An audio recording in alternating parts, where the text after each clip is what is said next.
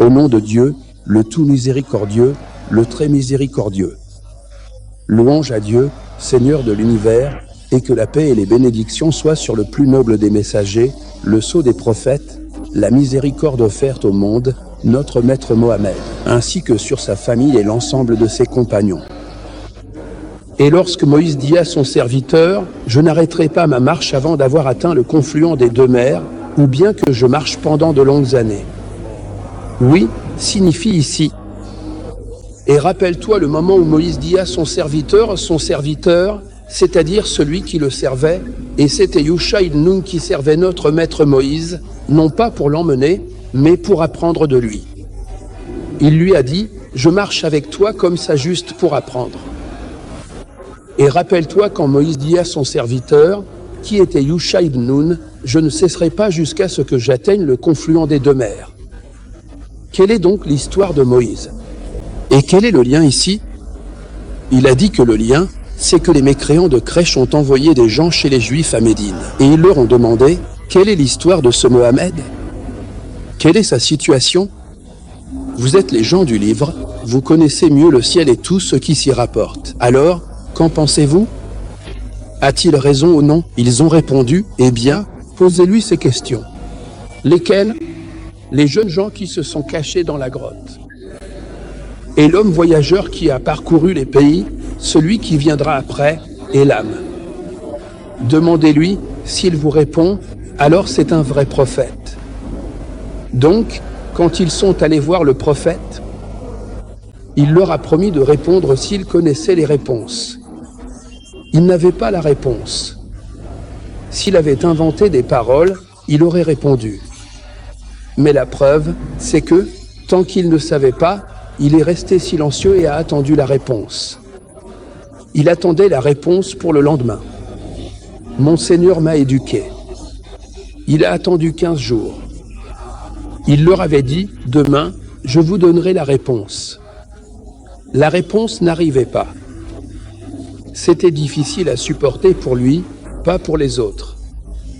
Pour le prophète, éprouvant, pour les autres, une source de joie. On te dira, voilà, il nous a dit demain et il n'a rien dit. Ils ont transmis le message, tenu bon, pour leur montrer que, tant que la réponse n'était pas venue au messager de Dieu. C'est une clarification de Dieu, il ne parle pas sous l'effet de la passion, ce n'est pas un caprice. Il ne dit pas oui, tout de suite, ou non, non, non. S'ils avaient eu du bon sens, ils auraient compris que ce délai est une preuve de sincérité, que prendre son temps montre qu'il ne sait pas tout. Alors, que pourrais-je vous dire? C'est pourquoi Dieu a raconté l'histoire de Moïse, pour répondre à leurs objections. Il leur dit, est-ce qu'un prophète doit tout savoir? Il doit tout savoir? Vous lui posez toutes ces questions. Et si jamais il ne connaissait pas la réponse à ce moment-là, mais qu'il l'a apprise plus tard, mais il ne le savait pas au début, et c'est là qu'ils essaient de le discréditer. Parce que, franchement, personne ne peut tout savoir. Voilà un exemple, vous croyez en Moïse, vous êtes attaché au judaïsme et à la Torah. Eh bien, je vais vous montrer que Moïse lui-même a dû apprendre, et pas directement de Dieu, mais d'un homme ordinaire, d'un serviteur même. Il est allé le voir, il est devenu son disciple, il lui a dit, « Laisse-moi t'accompagner pour apprendre de toi. » Voilà ce qu'il leur a dit. Il voulait leur faire comprendre, à vous qui avez enseigné ces questions à vos gens, que si le prophète Mohammed a tardé à répondre, c'était pour que vous sachiez qu'il ne dit rien de lui-même. Et pour que vous sachiez que tant qu'il n'a rien à dire, il ne parle pas. Vous auriez dû comprendre qu'il est sincère et digne de confiance, et qu'il ne trahit pas l'invisible. Vous auriez dû le savoir. Et si vous vous obstinez à vouloir savoir s'il sait ou non, il leur répond, ce n'est pas chaque prophète qui sait tout. Il ne sait que ce que Dieu lui révèle. Dieu ne le lui a pas dit, ma chère. Et pourquoi? N'es-tu pas croyante en Moïse, votre prophète, et tout ça? Eh bien, prenons l'exemple de Moïse, il est allé demander à un serviteur parmi les serviteurs d'être avec lui et de lui enseigner.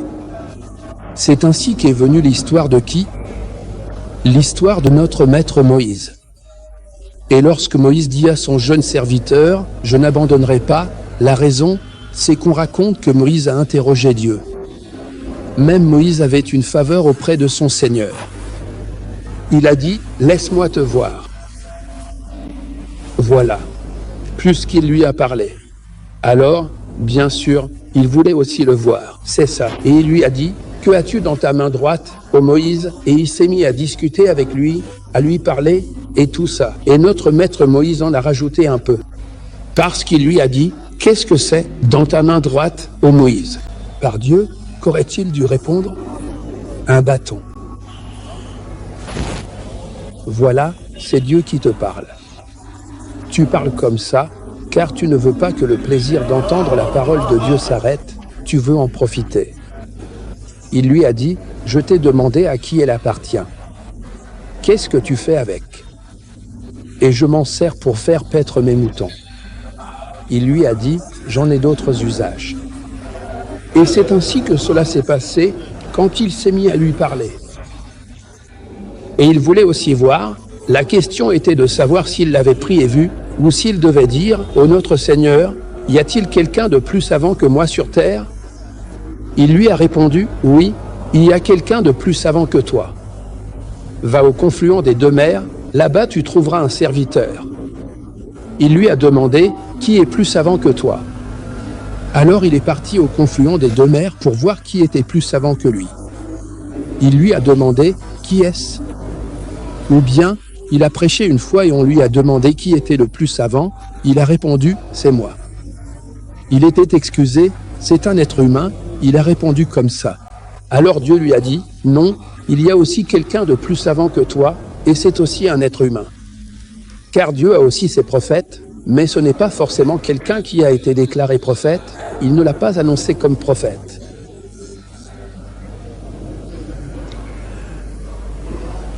Et lorsque Moïse dit à son serviteur, « Je n'arrêterai pas tant que je n'aurai pas atteint le confluent des deux mers », c'est l'endroit où Dieu lui avait dit, « Tu trouveras le serviteur qui t'enseignera là-bas, auprès de moi. » Donc, il a dit, « Je n'arrêterai pas tant que je n'aurai pas atteint le confluent des deux mers, ou que j'aurai marché pendant de longues années. » Et Akab, au pluriel, Ukub, signifie une très longue période de temps, qu'on estime à 70 ou 80 ans.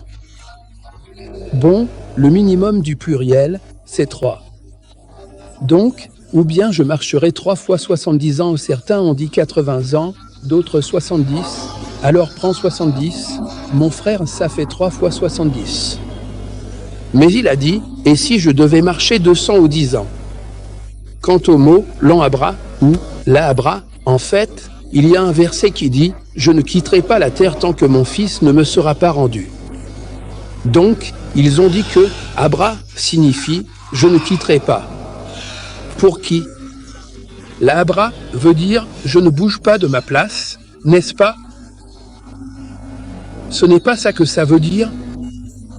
On lui dit non. La Abra veut dire « je ne quitte pas ce que je suis en train de faire ». Donc, si je suis assis, la Abra veut dire que je ne quitte pas la position assise. Et si je marche, la Abra, je marche toujours. Il dit qu'il cherche un endroit. Il marche ou il ne marche pas? Donc, la Abra veut dire que je ne quitte pas la marche, même si je dois marcher 200 et encore 200, alors ce sera 200 et 200. Donc, Abra s'utilise pour exprimer le fait de ne pas changer d'état. Si sa situation est d'être assis, alors la Abrakuaidan veut dire « je reste assis, je continue à m'asseoir ». Et s'il marche, il ne quitte pas la marche, même s'il doit marcher pendant 210 ans. Dieu a abordé cette question dans 2 sourates du Coran. Dans une sourate, il s'agit de ne pas quitter la marche. Et dans une autre sourate, il s'agit de ne pas quitter l'endroit. Ne pas quitter la marche, c'est dans l'histoire de notre maître Moïse. Ne pas quitter l'endroit, nous savons que notre maître Joseph, lorsque ses frères l'ont jeté dans le puits, puis il a été vendu et il est devenu l'homme important d'Égypte. Pour résumer. Ensuite, ses frères sont venus lui demander des provisions et de la nourriture. Puis il leur a dit, « Je ne vous donnerai rien la prochaine fois, à moins que vous ne veniez avec votre père. » Ils sont allés dire, « Donne-nous notre frère. » Il a répondu, « Comment puis-je vous faire confiance? Je ne vous ai pas fait confiance pour mon frère ?» Quand ils ont insisté, « Nous ne prendrons que la nourriture, il faut qu'ils viennent avec nous. » Mais quoi? Donnez-moi une promesse, donnez-moi un engagement, que vous devez me l'amener, sauf si vous êtes complètement empêché. C'est-à-dire, il vous dit, les gars, à moins qu'il ne vous tue ou quelque chose comme ça. Alors, quand ils sont allés voir Joseph, il a pris son frère. Ils ont voulu retourner auprès de leur père, mais l'aîné a dit, je ne quitterai pas cette terre, je ne partirai pas d'ici tant que mon père ne m'aura pas donné la permission. Vous savez bien que vous avez fait une promesse à votre père, un engagement devant Dieu, de le ramener sauf si vous êtes complètement empêché. Donc, moi, je resterai ici jusqu'à ce que mon père me le permette. Il ne dit pas, viens, donc, je ne quitterai pas, signifie que je ne laisserai pas ce que je fais. S'il est assis, cela veut dire, je ne quitterai pas ma position assise. Et s'il marche, cela veut dire, je ne cesserai pas de marcher. Et lorsque Moïse a dit à son serviteur, je ne cesserai pas jusqu'à ce que j'atteigne le point de rencontre des deux mers, ou que je continue pendant de longues années. Cela montre à quel point la quête du savoir est importante. L'homme doit le rechercher, même avec effort et difficulté, tant que Dieu a accordé à quelqu'un une science, il veut aller voir ce que Dieu a donné comme savoir à cet homme, et cela à son messager. C'est un savoir qui vient de lui, pas par l'intermédiaire des hommes.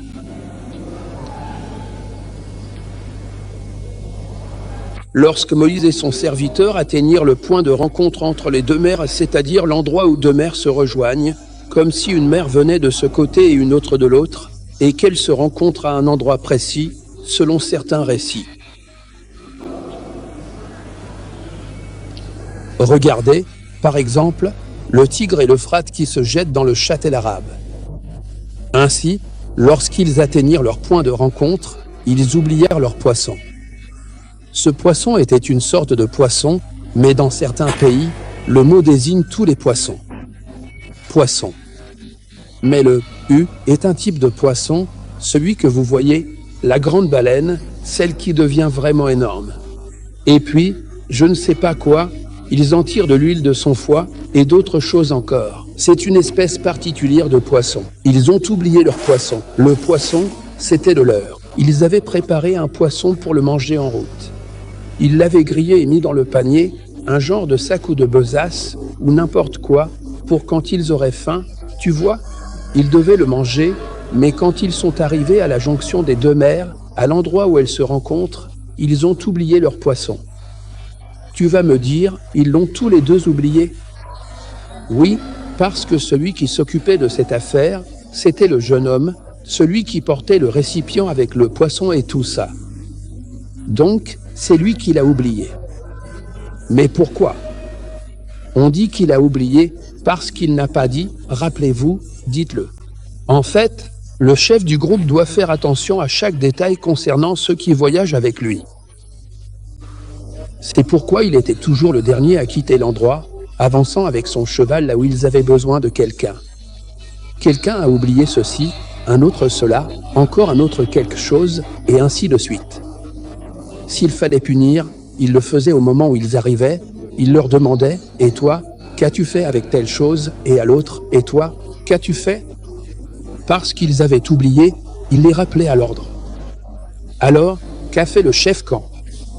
Des gens se sont éloignés, ils ont pris leur chemin vers la mer. Ils se sont dispersés. Oh, ils ne parlent pas.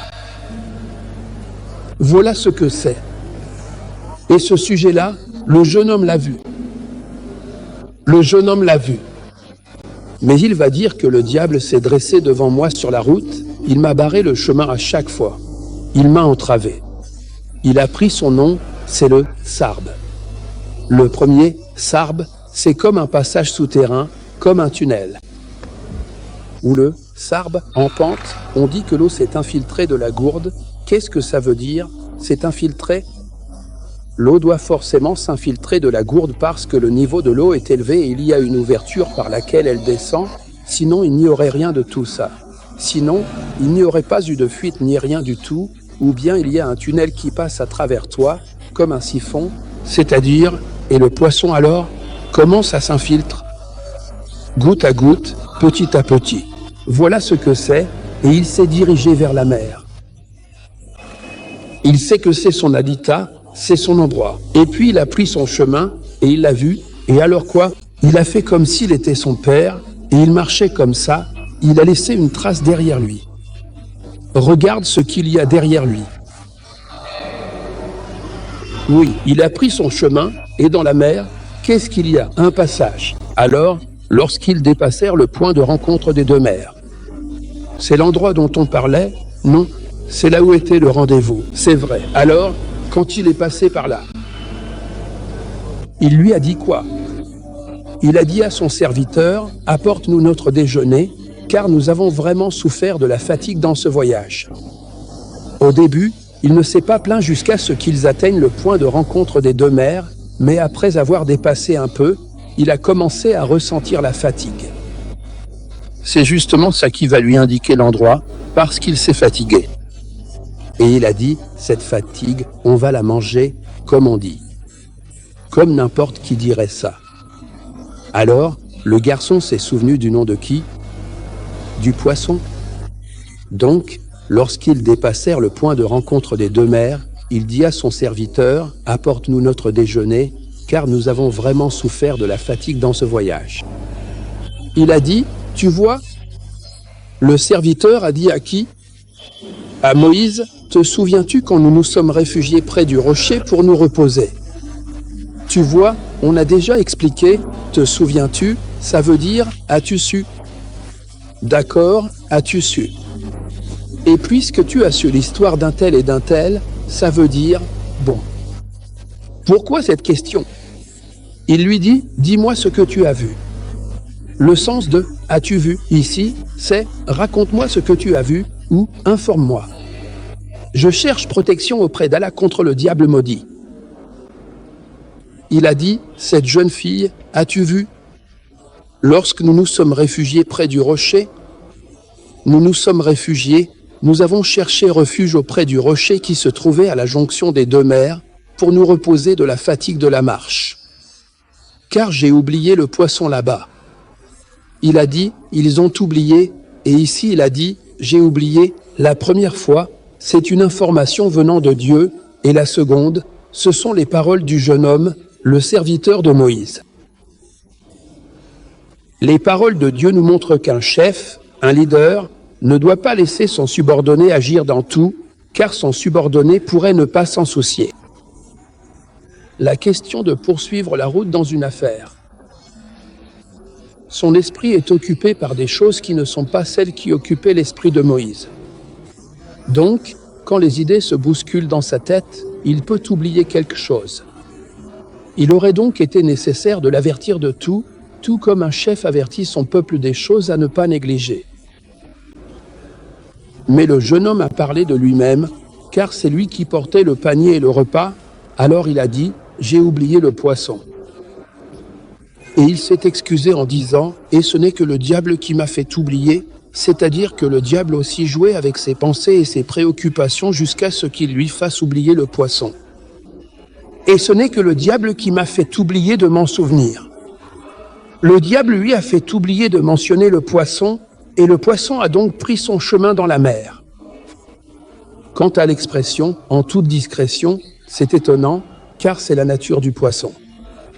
Mais ce qui est étonnant, c'est qu'il veut raconter l'histoire, ce qui le surprend. Parce que le poisson grillé saute du bureau, puis il va directement à la mer, nage dans la mer et laisse derrière lui tout cela. En toute discrétion. C'est vraiment une chose étrange, et ce n'est que le diable qui m'a fait oublier de m'en souvenir, c'est-à-dire qu'il m'a fait oublier de le mentionner. Et le poisson a donc pris son chemin dans la mer. C'est vraiment étonnant, une chose incroyable, car cela va à l'encontre de l'habitude, un poisson grillé qui reprend vie, saute du panier, puis se dirige vers la mer. Donc, cette affaire est devenue vraiment étrange pour nous quand nous l'avons vue. Moïse dit alors, voilà ce que nous cherchions, c'est-à-dire que c'est exactement ce que nous voulions. C'est là où le poisson est parti. C'est comme si le poisson connaissait mieux le rendez-vous que Moïse lui-même. Ce n'est que le diable qui m'a fait oublier de m'en souvenir, et il a pris son chemin vers la mer de façon étonnante, vraiment incroyable. Moïse dit, voilà ce que nous cherchions. Alors ils revinrent sur leurs pas, suivant leurs traces, car c'était le point de repère. Concernant le confluent des deux mers, les savants sont d'accord pour dire que les deux mers, une fois réunies, ne forment qu'une seule mer, et c'est cela. Cette scène n'existe que sur le théâtre des enfants d'Israël, un théâtre où tout le peuple d'Israël se rassemble dans le Sinaï et le sud du Sinaï. Tu trouves le golfe d'Aqaba et le golfe de Suez, ce sont les deux mers. Et ça, c'est une mer, et elles se rejoignent au sommet, à l'endroit qu'ils appellent, je crois, la tête de l'or ou quelque chose comme ça. Ramohamed. À Ramohamed, elles se rencontrent, et c'est là que se fait la jonction. Il a dit, voilà ce que nous cherchions, c'est-à-dire que nous pouvons partir. Alors ils sont repartis sur leurs traces, pas à pas, c'est-à-dire vraiment sur leurs traces. Il a dit, nous allons suivre la piste avec précision. Il y a quelque chose qu'on appelle le pistage des traces. Quand ils veulent savoir si quelque chose a été volé, puis ils découvrent où c'est parti, ils observent les traces et suivent l'empreinte d'un homme, jusqu'à ce qu'ils sachent. Donc, pas à pas signifie avec précision, l'empreinte sur l'empreinte, ils sont revenus sur leurs traces jusqu'à l'endroit où le poisson s'est échappé. C'est-à-dire l'endroit où les deux mers se rencontrent, le rendez-vous que Dieu lui avait fixé. Alors il trouva un serviteur. Nous avons déjà dit que le mot « serviteur », quand c'est Dieu qui l'emploie. Serviteur de qui? Serviteur de Dieu. Et dès lors qu'il est serviteur de Dieu, c'est un immense honneur, car le prophète n'a eu le privilège de l'ascension nocturne et de l'ascension céleste que parce que Dieu a dit à son sujet, il fit voyager son serviteur. Et nous avons dit que le mot « servitude » envers Dieu est un honneur, alors que la servitude envers les hommes est une humiliation. Les gens détestent la servitude. On parle de la servitude envers les hommes, mais envers Dieu, la servitude devient un honneur. Pourquoi? Parce que ta servitude envers les hommes fait que le maître profite du bien de son serviteur, alors que ta servitude envers Dieu fait que c'est ton maître qui t'accorde ses bienfaits. Alors, de quelle servitude s'agit-il exactement? Ils trouvèrent l'un de nos serviteurs à qui nous avions accordé une miséricorde toute particulière venant de nous, disent les savants et les exégètes. Quand il est dit « une miséricorde venant de nous », on t'explique que dans le Coran, la miséricorde signifie parfois la prophétie. Parce que Dieu a dit. Et ils ont dit, pourquoi ce Coran n'a-t-il pas été révélé à un homme important de l'une des deux cités? La réponse de Dieu fut, est ce qui répartisse la miséricorde de ton Seigneur. Donc ici, la miséricorde signifie la prophétie. Il a dit, ils trouvèrent l'un de nos serviteurs à qui nous avions accordé une miséricorde venant de nous. Il a dit que la miséricorde absolue peut venir par l'intermédiaire de Gabriel des messagers. Mais ici, cette miséricorde vient directement de lui sans intermédiaire. Comme on dit chez nous, c'est venu directement, tout droit de lui, de Dieu, sans intermédiaire, c'est ce qu'il a dit. Regarde, ils trouvèrent l'un de nos serviteurs à qui nous avions accordé une miséricorde venant de nous. Vois le mot, nous lui avons accordé, c'est lui qui accorde, et la miséricorde vient aussi de chez nous, cette appartenance particulière. C'est-à-dire que l'octroi et l'appartenance, nous lui avons accordé une miséricorde venant de nous et nous lui avons enseigné de notre part, c'est-à-dire pas par l'intermédiaire des messagers, mais directement de notre part, la science de Dieu. Comme s'il n'y avait aucun mal pour Dieu à choisir un serviteur parmi ses serviteurs. Et à lui donner quelque chose comme ça, en dehors de la prophétie. Oui. Il te dit, ne t'imagine pas que lorsque le serviteur est pieux et reçoit des effusions de Dieu, il les reçoit toujours par l'intermédiaire de ceux à qui le prophète a transmis. Mais ce qui est reçu là-bas n'est pas ce qui est reçu du messager, ce qui est reçu du messager. C'est la règle apparente qui concerne l'accomplissement des obligations et des prescriptions. Mais la chose, cette seconde chose-là. Il y a une autre science derrière l'apparent, ce n'est pas ce que font les prophètes, Ils apportent les lois et ils te disent, Dieu veut que tu fasses ceci, que tu fasses cela, que tu fasses ceci, que tu fasses cela. Les prophètes disent, ne tue pas les gens, ne détruis pas ce qui appartient à autrui. Cet homme-là va abîmer le bateau et tuer l'enfant? Non, ça, ce n'est pas du ressort des prophètes. Les prophètes apportent les lois apparentes. Mais il y a d'autres lois qui ont des raisons cachées au-delà des raisons apparentes. C'est de cela qu'on dit, nous lui avons donné une science venant de nous. Ils ont discuté, ils ont dit, est-ce Al-Qidr? Le prophète a dit que son nom est Al-Qidr. Est-il vivant? Est-il mort? Y a-t-il un Qidr? Certains disent, à chaque époque, il y a un Qidr. À chaque époque, Dieu accorde à quelqu'un des faveurs particulières venant de lui, mais ce n'est pas la même chose que ce que reçoit le prophète. Il lui dira, tu ne pourras pas supporter avec moi, et comment supporterais-tu ce que tu n'as pas enterré? N'est-ce pas toi qui parles? Je suis d'un sac et toi d'un autre. Le sac des messagers et le sac de l'autorité sont une autre affaire, mais ils ne résistent pas à la révélation. Mais la révélation de quoi? Bien qu'il y ait des jugements qui ont des causes internes et un jugement apparent, le messager est donc pour le jugement. L'apparente. Il a protégé le bien d'autrui, c'est pourquoi il a percé le bateau. Si Moïse avait connu la raison du percement du bateau, il se serait empressé de le percer lui-même.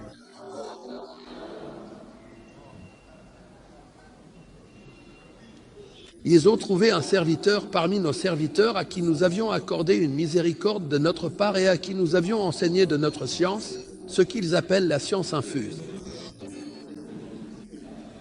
Moïse lui dit, « Puis-je te suivre afin que tu m'enseignes de ce qu'on t'a appris concernant la droiture ?» C'était un ordre de Dieu d'aller vers lui et de le suivre, et malgré cela, c'était un ordre venant de Dieu. Moïse a fait preuve d'un grand respect dans sa manière de recevoir le savoir. Il aurait pu dire, « Je vais te suivre parce que Dieu m'a dit de le faire. » Mais non, il a fait preuve de politesse. Il lui a dit, « Puis-je te suivre? Permets-tu que je te suive ?» C'est la politesse de l'élève envers le maître. Moïse lui a dit, « Puis-je te suivre afin que tu m'enseignes de ce qu'on t'a appris concernant la droiture ?» La droiture, c'est bien agir dans les choses et choisir la bonne voie dans ce que l'on entreprend. Et nous avons dit que cet homme, en général, a un âge. Quel est cet âge? L'âge de la maturité. Mais ce n'est pas seulement la maturité qui fait de lui un homme. Il se peut qu'avant cet âge, il n'ait pas encore atteint la maturité, même s'il a 7 ans. C'est pourquoi Dieu, dans le verset, dit quoi? Là-bas, le Très-Haut dit, éprouvez les orphelins. Éprouvez-les, c'est-à-dire testez-le. Et tant qu'il est orphelin, alors quand tu lui confies une tâche pour améliorer sa situation, donne-lui un peu de son argent et dis-lui, dépense-le devant moi, sous mes yeux, pour voir si tu es capable ou non. Et il est encore orphelin, alors éprouvez les orphelins, ne les isolez pas jusqu'à ce qu'ils atteignent l'âge de la maturité, puis qu'ils commencent à gérer leurs affaires eux-mêmes. Donc, l'épreuve doit se faire avec son argent? Non, garde l'épreuve avec toi, garde la tutelle sur lui. Éprouvez les orphelins jusqu'à ce qu'ils atteignent l'âge du mariage, donnez-leur leur argent. Oui, quand ils atteignent l'âge du mariage. Lorsqu'ils atteignent l'âge du mariage, si vous constatez chez eux maturité, bonne gestion, alors remettez-leur leurs biens. On ne laisse pas l'orphelin jusqu'à ce qu'il atteigne l'âge de la maturité et qu'on lui donne l'argent, puis qu'il commence à gaspiller sans expérience. Non, il faut le mettre à l'épreuve pendant qu'il est orphelin pour voir s'il est apte à gérer ou non. S'il est apte à gérer. On attend donc la maturité, c'est la maturité qui fait la différence. Mais si tu ne constates pas cette maturité chez lui, que fais-tu? Tu ne lui donnes pas l'argent, car il n'est pas encore prêt. Ne confiez pas vos biens aux insensés. Pourtant, ce sont leurs biens, non? Oui, Ce sont leurs biens, mais tant qu'ils ne sont pas capables de les gérer, ce ne sont pas vraiment les leurs, ce sont vos biens. Et ensuite, quand il devient apte, alors remettez-leur leurs biens. Donc, au début, ce sont vos biens, puis ensuite, ce sont leurs biens. C'est une parole magnifique. Oui, à condition que tu m'enseignes de ce que tu as appris en matière de sagesse, c'est-à-dire la justesse dans les actions et la bonne manière d'aborder les choses. C'est comme si le prophète, envoyé aux gens, s'était arrêté devant le maître.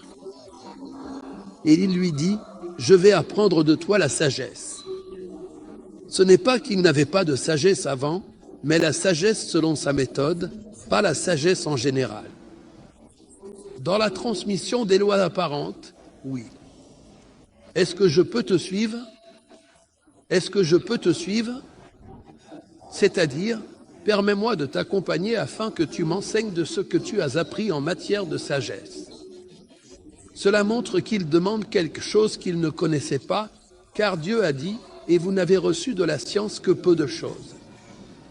Et il a dit au prophète, dit, ô mon Seigneur, augmente-moi en savoir. C'est pourquoi le poète dit, plus j'acquiers de connaissances, plus je prends conscience de mon ignorance, ô Dieu. Plus on acquiert de connaissances, plus on est convaincu de son ignorance, car avoir appris quelque chose aujourd'hui signifie qu'hier on était ignorant. Et si hier on était ignorant et qu'on a appris aujourd'hui, cela veut dire qu'aujourd'hui on sera ignorant de ce qu'on apprendra demain. Donc, plus j'acquiers de connaissances, plus je prends conscience de mon ignorance et de l'immensité de l'horizon. Chaque fois qu'il apprend une nouvelle chose, il devient avide de savoir, avide de connaissances, et cette nouvelle chose l'abandonne dans un horizon encore plus vaste. Alors il ne se sent jamais rassasié, il a toujours envie de quoi?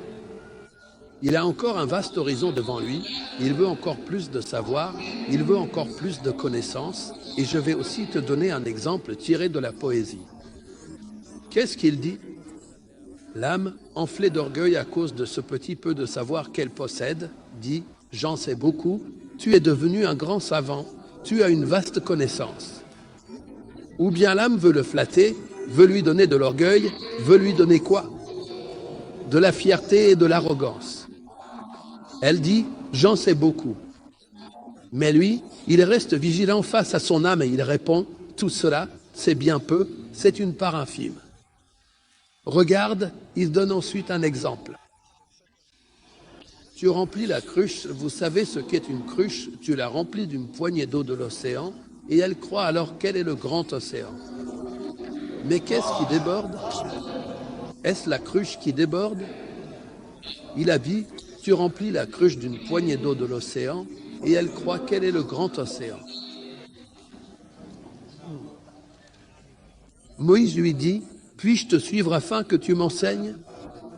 Le prophète qui vient, il enseigne aux gens ce qu'il a appris, la droiture, la sagesse dans l'action, la justesse et la maîtrise. Il a dit, c'est comme les conditions que l'érudit impose à celui qui veut apprendre.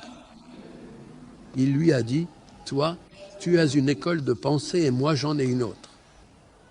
Ta doctrine n'est pas la mienne et on ne va pas s'entendre. Regarde maintenant la subtilité qu'il lui donne, tu ne pourras pas être patient avec moi. Tu ne pourras pas supporter mes actions, car mes actions viennent d'une source différente de la tienne. La source qui te concerne, c'est la science des lois apparentes. Moi, j'ai d'autres règles cachées derrière tout cela. C'est pourquoi je te dis, la science ésotérique, est-ce une excuse ou non? C'est une excuse. Et il lui a dit, ne sois pas fâché, ne me juge pas, car je te dis que tu ne pourras pas rester avec moi. Et comment pourrais-tu être patient face à ce dont tu n'as aucune connaissance? Donc, il lui donne bien une excuse, n'est-ce pas? Il te le dit, toi, tu ne peux pas être patient face à quelque chose pour laquelle tu as une tombe de savoir évidente, mais tu n'as pas de tombe avec moi. Comment pourrais-tu être patient? Voilà, c'est ça, l'étiquette de la voie des lois apparentes et la voie de ce qui est au-delà des lois apparentes.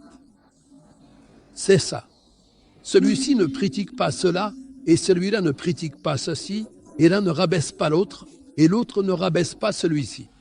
Mais le problème, c'est que quand on voit, par exemple, quelqu'un qui a reçu quelque chose des effusions divines, les disciples viennent à lui. Moi, je veux qu'il soit ainsi, mais ceux qui l'entourent commencent à dire n'importe quoi, et si quelqu'un les contredit, ils l'insultent, le frappent, organisent une manifestation contre lui, et ils se disputent et se traitent mutuellement de mécréants. Et là, les choses deviennent étranges. Il te dit, non, regarde, chaque école de pensée ne peut être utilisée comme argument contre une autre. Regarde la politesse, tu n'as pas pu être patient avec moi et je t'excuse. Et comment pourrais-tu patienter sur ce dont tu n'as pas connaissance? Celui qui veut t'apprendre accepte ce genre de paroles. Il a dit, tu me trouveras, si Dieu le veut, patient et je ne désobéirai pas à ton ordre. Cela veut dire, sois rassuré, nous ne sommes ni des gens de miracle, ni d'opposition, ni de précipitation. Et il a aussi dit, il a placé la volonté de Dieu avant de boire, en disant, si Dieu le veut, tu me trouveras, si Dieu le veut, patient. C'est-à-dire, quoi que tu fasses, peu importe ce que c'est. Et je ne désobéirai pas à ton ordre, il est devenu quelqu'un à qui l'on donne des ordres, l'apprenant devient celui qui reçoit les instructions. Il a réaffirmé, si tu me suis, ne me pose aucune question sur quoi que ce soit jusqu'à ce que je t'en donne moi-même l'explication. C'est moi qui te le dirai, mais ne me demande pas qu'est-ce que c'est. Et ça, c'est quoi? Plus tard, je te l'expliquerai. Pourquoi ne pas lui dire dès le début? Il a dit que c'est pour lui enseigner la bonne manière d'aborder la connaissance. On ne demande pas tout le temps, et ça, c'est quoi? Est-ce qu'il t'a informé? Il t'a dit, toi. Tu ne pourras pas tenir bon, cela te dépassera. Et comment pourrais-tu patienter sur ce dont tu n'as aucune connaissance? Il lui répondit, tu me trouveras, si Dieu le veut, patient, et je ne te désobéirai pas.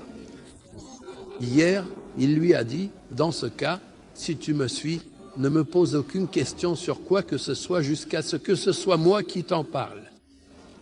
C'est-à-dire, c'est moi qui t'expliquerai. Alors ils partirent et ils continuèrent leur chemin jusqu'à ce qu'ils montèrent sur un bateau. Il a percé le bateau. Ils sont montés tous les deux sur le bateau, qui était un petit bateau, car les bateaux étaient utilisés pour transporter des marchandises. C'est le genre de bateau utilisé pour transporter des marchandises, pour transporter du poisson ou des perles. Mais puisqu'ils sont montés dessus, cela veut dire que c'était un bateau adapté au transport de personnes. Il est dit, ils partirent, et lorsqu'ils montèrent sur le bateau, il le perça. Au début, j'ai dit que je te suivrai et que je ne te désobéirai pas. Mais quand la situation s'est produite en réalité, c'est comme si Dieu voulait nous montrer que la théorie n'est pas la même chose que la pratique. Dans la réalité, tu vois, quelqu'un peut te dire de belles paroles, oh, c'est magnifique, oui, oui, mais quand ça devient concret, la situation change, n'est-ce pas? Il te dit, je t'ai promis des choses, mais quand quelque chose arrive, tu ne sens plus cette promesse, ça devient réel. Il te dit, ta tête, apprends-moi un peu, incline ta tête vers moi, oui. Donc, il y a des paroles qu'on prend avec enthousiasme au début, puis quand ça devient réel, ça monte en intensité. Oui, c'est une question de suivre quelqu'un, de déclarer qu'on va obéir, qu'on ne va pas désobéir, et tout ça. Mais quand il a percé le bateau, là, c'est devenu concret, la question a pris de l'ampleur dans la tête de Moïse. Pourquoi as-tu percé le bateau pour noyer ses occupants? Tu as fait quelque chose de terrible. Il lui a aussi dit, tu as fait quelque chose de grand, d'horrible, d'affreux. Il lui a dit, où ça? Il a répondu, en réalité, ce que tu as fait, c'est que la théorie était une chose, mais la réalité, quand il l'a vue, c'en était une autre. Pourquoi? Parce que Moïse a appliqué la règle religieuse concernant la destruction du bien d'autrui et la destruction du bien d'autrui. Ce n'est pas seulement une question d'argent, mais aussi d'autres choses, comme faire couler le bateau avec les gens à l'intérieur. Alors, pour lui, le problème s'est amplifié, n'est-ce pas? Celui-ci prend dans la poche de quelqu'un et l'autre prend dans quelle poche? Dans la sienne. Ils partirent donc, et lorsqu'ils montèrent sur le bateau, il le perça. Il dit, l'as-tu percé pour noyer ses occupants? Tu as fait quelque chose de grave, de terrible, d'énorme. Il répondit, ne t'ai-je pas dit que tu ne pourrais pas être patient avec moi? Il lui demanda d'être indulgent. Il lui dit, est-ce que mes paroles étaient vraies? Et puisque mes paroles étaient vraies, il doit savoir que toutes mes affaires. Il dit, ne t'ai-je pas répété que tu ne pourrais pas être patient avec moi? Il a dit cela alors qu'il lui avait fait promettre et prêter serment de ne pas parler jusqu'à ce qu'il lui donne la permission de le faire. Il dit, ne me tiens pas rigueur pour mon oubli et ne me fais pas porter, ne m'impose pas de difficulté ou de peine à te suivre. Ils continuèrent donc leur chemin jusqu'à ce qu'ils rencontrèrent un garçon et il le tua. La première fois, c'était une atteinte à la propriété d'autrui, mais cette fois, c'est une atteinte à une vie, c'est devenu un crime. Voilà que l'affaire s'aggrave un peu. Ils continuèrent donc jusqu'à ce qu'ils rencontrèrent un garçon. Le garçon, c'est celui qui n'a pas encore atteint l'âge de raison, et il le tua. Est-ce que le destin l'a tué? Il dit, as-tu tué une âme pure sans qu'elle en ait tué une autre? Tu as commis là une chose monstrueuse. C'est vraiment une chose étrange et horrible. C'est un crime énorme. Tu as fait quelque chose de vraiment odieux. La réaction ici va être différente de la première réaction. Il lui dit, ne t'ai-je pas dit que tu ne pourrais pas patienter en ma compagnie? Et ici, quand il a parlé de la chose monstrueuse, il lui a dit, ne t'ai-je pas dit? Je t'ai prévenu, ce n'étaient pas des paroles générales, je t'ai parlé à toi personnellement, tu ne peux pas dire que je ne t'avais pas averti. Donc, est-ce que les paroles correspondent à la situation ou pas? Ils continuèrent donc jusqu'à ce qu'ils rencontrèrent un garçon et il le tua. Il dit, as-tu tué une âme pure, une âme innocente, une âme sans tache? On verra la suite après. Eh bien, justement, il était pur et innocent, il voulait l'envoyer à son Seigneur dans cette pureté et cette innocence, sans qu'il soit souillé par le fardeau des obligations ou autre chose. Mais il s'étonne de la raison, as-tu tué une âme pure sans qu'elle en ait tué une autre? Tu as commis là une chose monstrueuse. Il dit, ne t'ai-je pas dit que tu ne pourrais pas patienter en ma compagnie? 2 fois déjà. Il dit, si je t'interroge encore après cela, alors ne m'accompagne plus. Tu auras une excuse valable de ma part. Tu m'as déjà excusé, supporté, et après ça, je ne parlerai plus, je ne poserai plus de questions. C'est pour que le messager d'Allah, paix et bénédiction sur lui, a dit que Allah nous fasse miséricorde, ainsi qu'à mon frère Moussa. S'il avait patienté, nous aurions appris beaucoup. S'il avait patienté un peu plus, nous aurions su tant. Il dit, si je t'interroge encore sur quoi que ce soit après cela, alors ne m'accompagne plus. Tu auras alors une excuse valable de ma part. Tu n'as plus rien à me reprocher, j'ai tout fait de mon côté. Alors ils partirent. Jusqu'à ce qu'ils arrivèrent auprès des habitants d'un village, ils demandèrent à manger à ses habitants. Istata'ama signifie qu'ils ont demandé de la nourriture.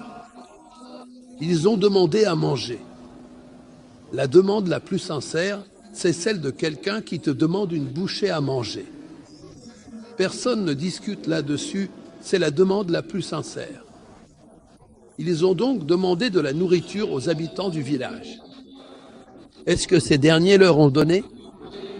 Non. On dirait, ils ont refusé de leur donner à manger. Mais ici, il est dit, ils ont refusé de les accueillir. Ils ont demandé à manger et eux ont refusé l'hospitalité. Cela veut dire qu'ils ont refusé l'hospitalité, pas seulement la nourriture. Ils ont même refusé de les héberger, de les faire asseoir, même sans leur donner à manger. C'est le comble de l'avarice, n'est-ce pas? Ils leur ont demandé à manger.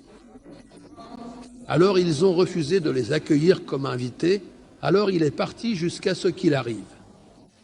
Aux habitants du village, il disait « Demandez-leur à manger ». Et à qui est-il allé? Il est allé aux habitants du village. Alors quoi? Ils leur ont demandé à manger, alors il a demandé à ses habitants. Donc, il a répété ses habitants 2 fois. Là, c'était l'endroit pour utiliser le pronom. C'était le moment d'utiliser le pronom, non? Il a dit non. Mais quand il est arrivé au village, a-t-il rencontré tous les habitants du village ou seulement ceux qu'il a croisés en entrant, juste quelques-uns?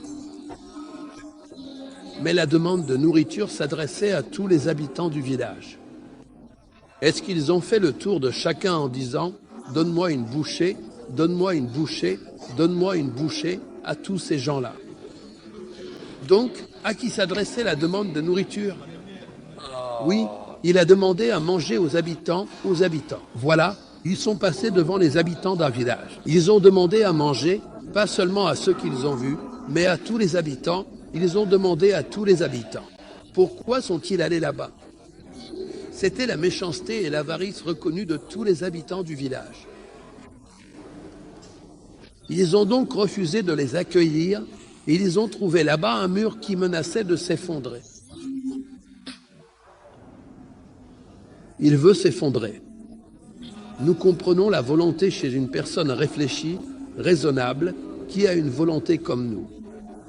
Mais quand il s'agit de quelque chose qui n'est pas doué de raison, on dit « veut » pour signifier qu'il est sur le point de tomber, qu'il est prêt à s'écrouler, comme s'il y avait des signes évidents de fissure et tout ça. C'est ce que disent ceux qui prennent les choses de façon superficielle, ceux dont l'esprit est un peu limité, mais ceux qui comprennent que c'est Dieu qui parle et que chaque chose dans l'univers a une vie qui lui est propre et que Dieu peut s'adresser à elle et qu'elle peut répondre, qu'elle a donc un langage, qu'elle a une existence. Dieu n'a-t-il pas dit cela? Ou bien, Dieu n'a-t-il pas dit dans d'autres versets, les cieux ne pleurèrent pas sur eux? Cela veut dire que le ciel peut pleurer. Je cherche protection auprès de Dieu contre le diable, le maudit. Ils partirent donc jusqu'à ce qu'ils arrivèrent auprès des habitants d'un village et demandèrent à manger à ses habitants. Mais ceux-ci refusèrent de les accueillir. Ils y trouvèrent alors un mur qui menaçait de s'effondrer et il le redressa. Un mur qui menaçait de s'effondrer. Or, le mur est inanimé et la volonté n'existe que chez un être vivant et doté de choix. Les penseurs et les savants essaient de sortir de cette impasse, alors ils disent « il trouva là un mur qui voulait s'effondrer », c'est-à-dire qu'il était sur le point de tomber à tout moment.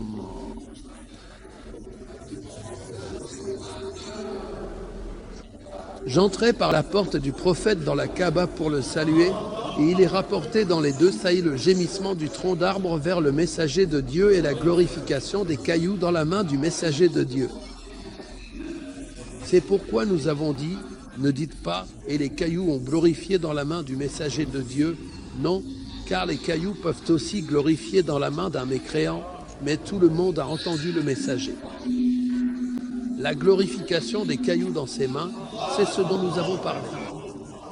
Et nous avons dit aussi que le Coran ne nous donne pas seulement des paroles sur ces choses-là.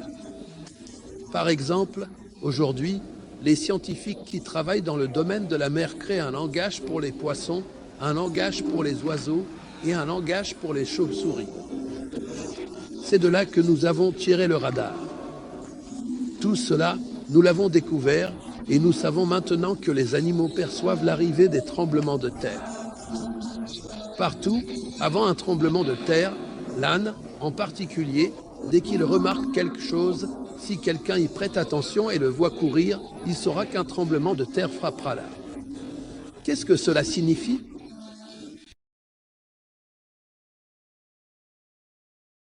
Ils ont leur propre langue de communication, leur propre logique, tout. C'est pourquoi Dieu dit à propos du peuple de Pharaon, lorsqu'ils sont partis et l'ont quitté, Ni le ciel ni la terre n'ont pleuré sur eux. Ils n'ont pas pleuré. La terre et le ciel pleurent. On te dit ce sont des émotions. Alors, s'ils ont aussi des émotions, ce n'est pas seulement une langue pour communiquer. Qu'est-ce qu'il y a d'autre? Des émotions. Ils n'ont pas pleuré sur eux. Donc, dites-le, ils n'ont pas pleuré sur eux. Cela signifie donc qu'ils pleurent pour les gens vertueux. C'est ce que cela veut dire. Ali, que Dieu soit satisfait de lui, fut interrogé à ce sujet. Il répondit oui. Lorsque le croyant meurt, 2 endroits pleurent sur lui. Un endroit dans le ciel et un endroit sur la terre. Quant à l'endroit sur terre, c'est l'endroit où il priait.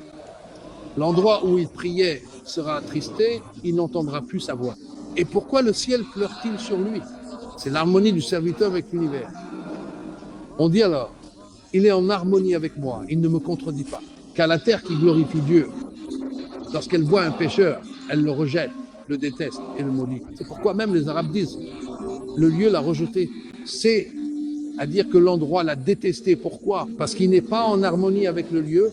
Le lieu est obéissant, il glorifie Dieu, alors que lui, il désobéit. Alors comment a-t-il été en harmonie avec lui? Il voulait donc qu'il s'effondre, mais il l'a laissé ainsi. Ainsi sur quoi? Sur le fait qu'il l'a réparé.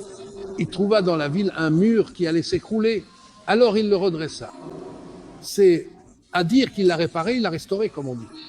Il l'a restauré. Alors qui a parlé, c'est notre maître Moïse. Il lui dit, si tu voulais, tu aurais pu demander un salaire pour cela.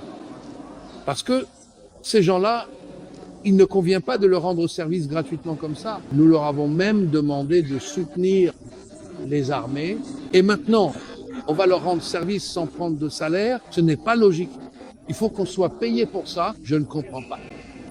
Il a dit, si tu voulais, tu aurais pu demander un salaire pour cela. Il lui a dit, écoute, on ne va pas continuer comme ça. Ceci est la séparation entre toi et moi. L'expression, ceci est la séparation entre toi et moi. C'est une règle de Dieu indiquant que les 2 voies ne se rejoignent pas. Alors, chacun reste dans quoi? Dans sa propre voie. Celui qui est agréé à sa voie et celui qui ne l'est pas à la sienne. Et il faut que l'un ne s'oppose pas à l'autre et que l'autre ne s'oppose pas non plus au premier. Et chacun doit s'en tenir à sa propre conduite. Il a dit, ceci est la séparation entre lui et moi. Ceci est une parole qui lui correspond. Il lui a dit, si je t'interroge après cela, ne m'accompagne plus. Donc, si le destin n'apporte rien de semblable à cela, car ici, il lui a dit, si je t'interroge après cela, ne m'accompagne plus. Il lui a dit, voilà, tu m'as interrogé. Alors, est-ce la séparation entre toi et toi? Ceci est la séparation entre moi et lui. Mais je ne vais pas te laisser avec ces interrogations en toi. Peut-être que tu pourrais garder quelque chose contre moi ou contre l'enseignement de Dieu. Je t'explique ces choses pour que tu sois apaisé et que tu saches que Dieu ne t'a pas trompé et qu'il t'a envoyé vers quelqu'un qui t'apprend ce que tu ne savais pas. Je vais t'informer, il a dit. Ceci est la séparation entre toi et moi. Je vais t'informer de l'interprétation. En ramenant ce que tu n'as pas pu supporter avec patience à la vérité, je te dis, ceci a été fait pour telle raison. Cela a été fait pour cette raison. Quand quelqu'un vient te punir, il te dit, tu as fait cela. Tu lui dis alors, attends, laisse-moi t'expliquer. Quelle en est la raison? J'ai fait ceci pour telle raison. Il a fait cela pour telle raison. Peut-être que cela apaisera ton cœur, ou pas. Et ils ont dit que c'est cela, la bienséance de la compagnie. Tant qu'ils sont restés ensemble et se sont assis ainsi, ils ne doivent pas se séparer sur un différend, mais plutôt sur ce qui est licite et réfléchi, car se séparer sur un différend nourrit la discorde. Mais viens, avant que nous nous séparions, clarifions la question, ceci et cela, afin que, comme on dit chez nous, tout reste clair, n'est-ce pas?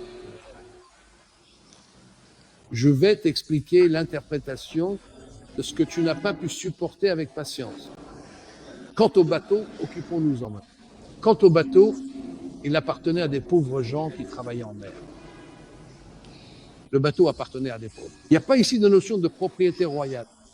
C'est à dire à qui appartenait le bateau. À des pauvres. Ce verset a tranché le débat entre les savants, car ils étaient en désaccord sur la différence entre le pauvre et le miséreux. Ils discutaient pour savoir lequel n'a absolument rien et lequel possède quelque chose, mais pas assez pour subvenir à ses besoins. Alors, le verset a clarifié. Le miséreux, c'est celui qui a, mais pas suffisamment pour vivre. Parce que ceux-là possédaient un bateau, ils étaient des miséreux, et Dieu les a appelés comment? Donc, Il possède, mais il ne possède qu'une chose qui ne suffit pas. Ainsi, le pauvre est celui qui ne possède rien, tandis que le miséreux est celui qui possède ce qui ne suffit pas, celui qui possède ce qui ne lui suffit pas. Quant au bateau, il appartenait à ses propriétaires. Quant au bateau, il appartenait à des miséreux qui travaillaient en mer. C'est à dire que leur domaine de travail, c'est la mer. Ce ne sont pas des gens de la terre ferme, mais de quoi?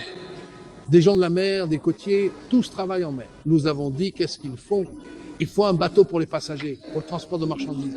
C'est-à-dire le transport de marchandises ou la pêche. Pour la pêche des perles. N'importe laquelle de ces activités. Quant au bateau, il appartenait à des miséreux qui travaillaient en mer. Alors, j'ai voulu le destin qui parle, je voulais la critiquer. Même s'il le dira à la fin. Ce que j'ai fait, je l'ai fait moi-même. Mais il ne dit rien. Alors Dieu a voulu l'humilier. Oh, il lui a attribué le problème.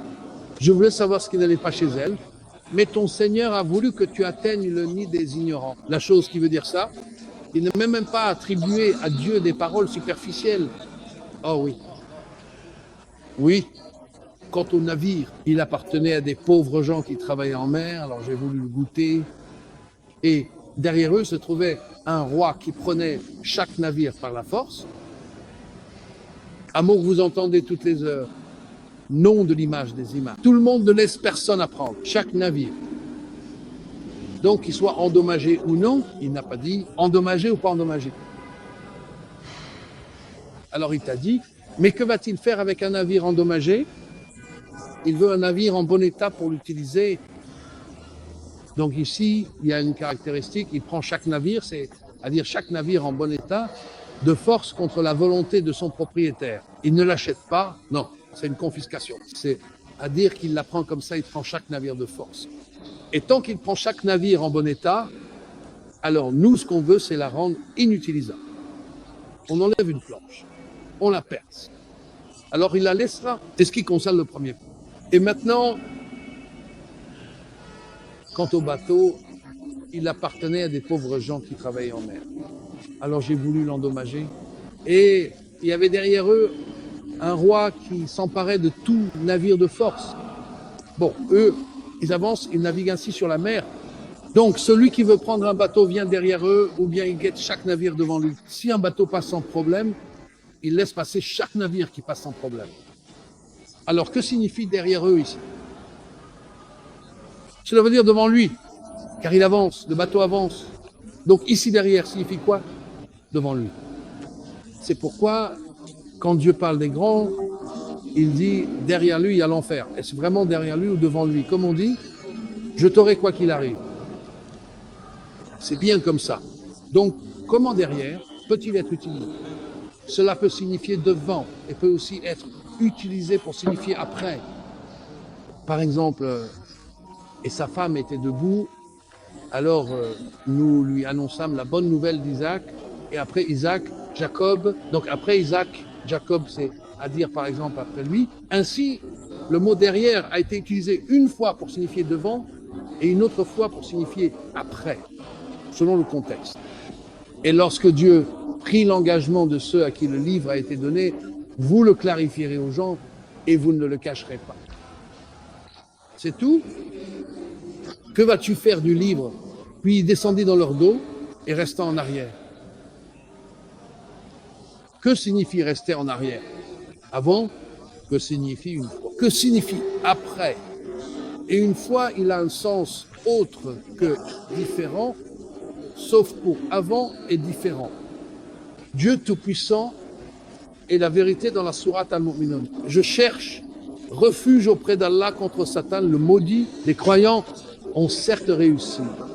Ceux qui sont humbles dans leur prière, jusqu'à ce qu'ils disent, et ceux qui préservent leur chasteté, sauf avec leurs épouses ou ce que possède leur main droite, car ils ne sont pas blâmés. Mais ceux qui cherchent au-delà de cela, ce sont eux les transgresseurs.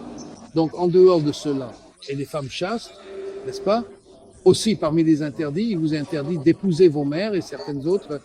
Et les femmes chastes parmi les femmes, Dieu les a également interdites, sauf celles que possèdent vos mains droites. C'est le livre de Dieu sur vous, et il vous est permis ce qui est au-delà, c'est à dire ce qui n'est pas parmi celles-ci.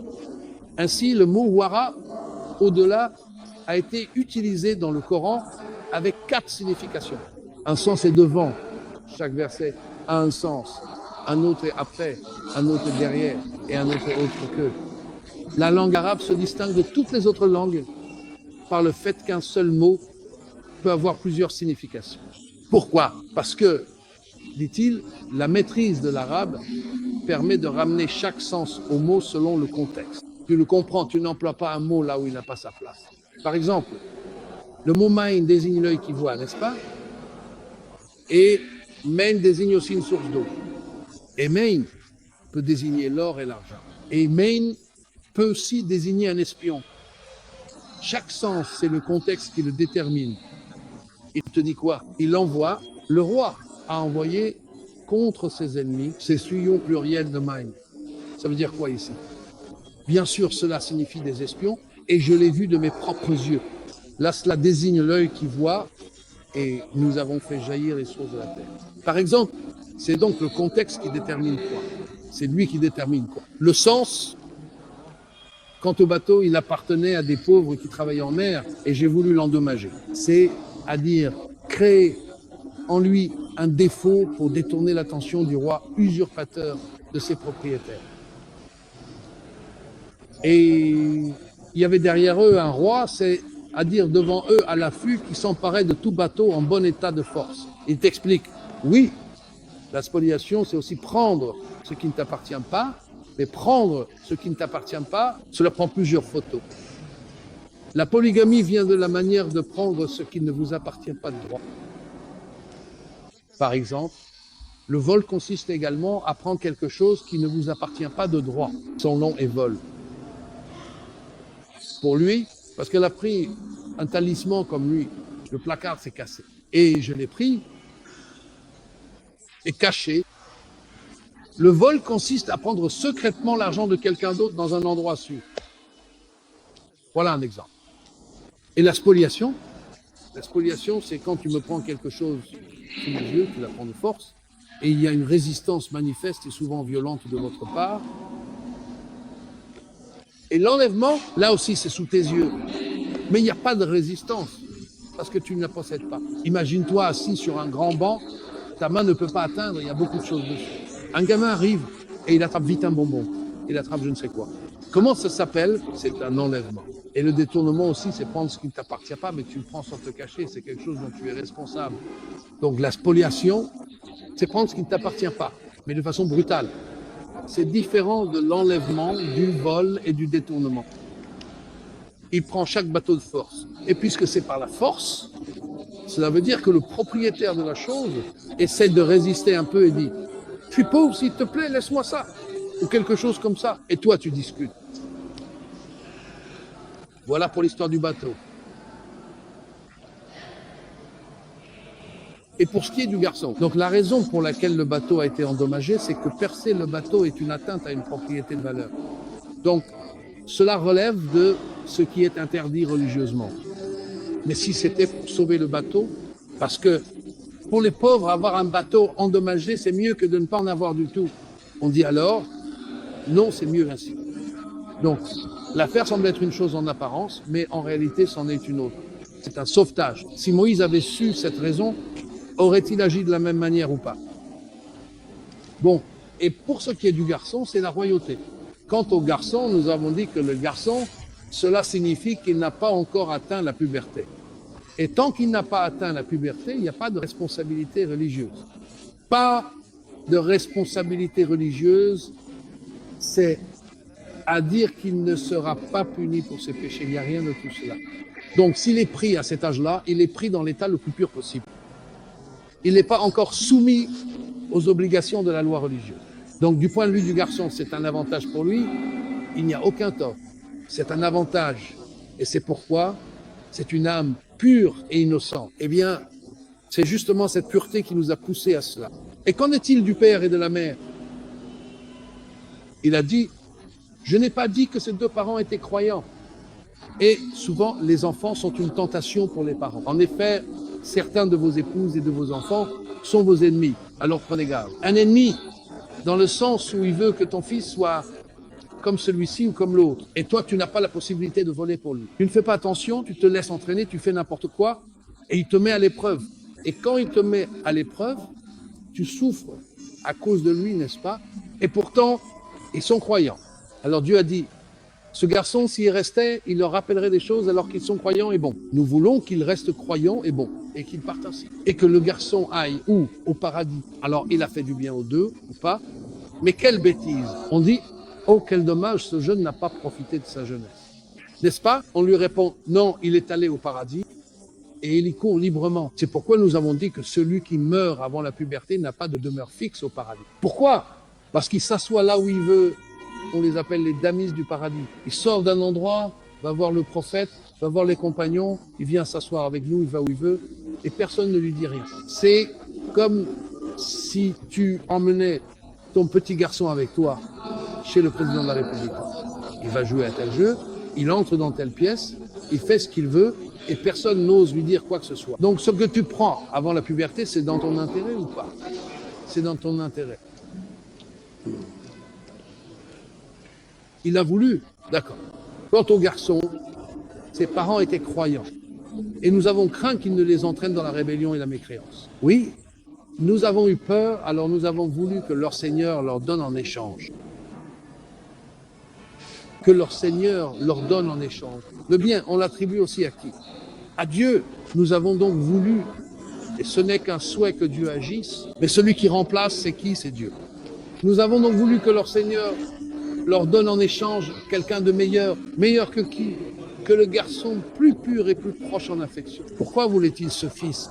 Parce qu'il allait leur être utile dans leur vie d'ici-bas et devenir la prunelle de leurs yeux. Mais la vie d'ici-bas est éphémère et ensuite, il leur ferait porter des péchés, puis il les mènerait en enfer. Ils profiteraient donc de la vie éphémère avec leur fils, mais ensuite, ils souffriraient des conséquences de quoi? De la tentation du fils et seraient éprouvés par leur enfant.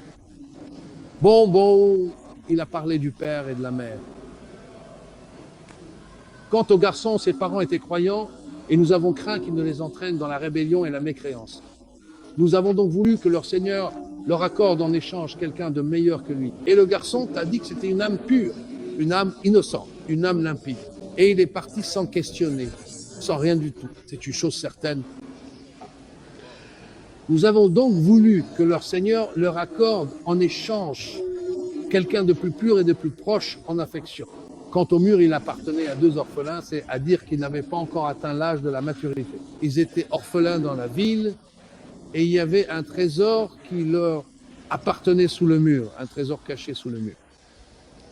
S'ils avaient demandé à manger, alors que les autres étaient venus de l'Ouest et qu'ils avaient refusé de leur donner à manger, et nous avons dit que demander de la nourriture est la demande la plus sincère. Et ce n'est pas une tragédie qu'ils aient demandé à un groupe, non. Ils ont demandé à tous les habitants du village et ils ont refusé de les accueillir. C'est pas seulement qu'ils n'ont pas voulu les héberger, personne n'a accepté de les accueillir. Donc, les habitants du village sont-ils généreux ou mesquins? Ils sont mesquins. Si ces gens mesquins, le mur s'était effondré et que le trésor était apparu, ils auraient enlevé les orphelins et les deux enfants auraient été perdus. Donc, lorsque Al-Qidr a redressé le mur et l'a réparé pour cacher les deux trésors, il a ainsi su répondre à leurs reproches concernant leur demande de nourriture, n'est-ce pas? C'est comme s'il leur avait donné une leçon. Il leur a donné une leçon. Il a su répondre. Il a su répondre. Car si le trésor était apparu, qu'aurait-il fait? Ces gens cupides. Il l'aurait pris. Voilà pour le premier point, passons au second. Et quant au mur, il appartenait à deux orphelins de la ville et il y avait en dessous un trésor qui leur appartenait et leur père était un homme vertueux. Ton Seigneur a donc voulu qu'ils atteignent leur maturité et qu'ils extraient leur trésor, par miséricorde de la part de ton Seigneur. Tu as donc été envoyé à ce moment précis pour coïncider avec le fait que le mur allait s'effondrer et tu es intervenu avant qu'il ne tombe, afin que le trésor ne soit pas découvert, et tu as redressé le mur. Mais qui a redressé ce mur? C'est celui à qui Dieu a accordé un savoir venant de lui. Il t'a dit qu'il a construit d'une manière minutée, il a calculé pour que la construction qu'il a faite tienne le temps nécessaire jusqu'à ce que les deux orphelins atteignent leur maturité. Mais qui peut faire cela? Comment est-ce possible? Est-ce que les deux orphelins avaient le même âge, de sorte qu'ils pourraient tous les deux atteindre leur maturité en même temps, c'est à dire qu'ils deviendraient adultes ensemble. C'est pour cela qu'il a construit le mur d'une manière à lui donner, comme on dit, une durée de vie déterminée.